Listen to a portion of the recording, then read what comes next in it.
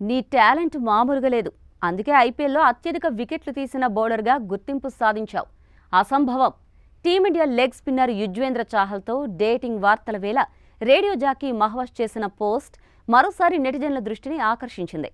కోల్కతాతో జరిగిన మ్యాచ్లో కేకేఆర్ జట్టు పతనాన్ని శాసించిన పంజాబ్ బౌలర్గా చాహల్ అద్భుతమైన రికార్డులు క్రియేట్ చేశాడు. తన స్పిన్ మాయాజాలంతో ఏకంగా 4 వికెట్లు పడగొట్టి మ్యాచ్ను మలుపు తిప్పాడు.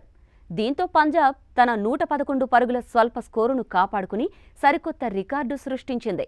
ఇదే సమయంలో చాహల్ను ఆకాశానికి ఎత్తుతూ మహ్వష్ సోషల్ మీడియాలో పోస్ట్ చేయడంతో మరోసారి ఈ జోడీ గురించి తెగ చర్చ మొదలైంది. ఇంతకీ ఎవరి మహ్వష్? సోషల్ మీడియాలో మహ్వష్ చాలా ఫేమస్. ఫ్రాంక్ వీడియోలు చేస్తూ పాపులర్ అయింది. రేడియో మిర్చిలో రేడియో జాకీగా పనిచేస్తోంది. చాహల్తో డేటింగ్ కథనాల కారణంగా తన ఫాలోవర్ల సంఖ్యను అమాంతం పెంచుకుంది. ఇక నవాజుద్దీన్ సిద్దికీ, రెజీనా ప్రధాన పాత్రలో నటించిన సెక్షన్ 108 సినిమాకు నిర్మాతగా వ్యవహరించింది. హీరోయిన్గాను ఓ వెబ్ సిరీస్ చేస్తోంది.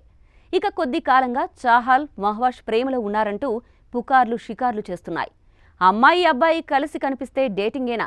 ఎందుకిలా తయారయ్యారా బాబు అని మహ్వష్ ఓ సందర్భంలో తలపట్టుకుంది కూడా.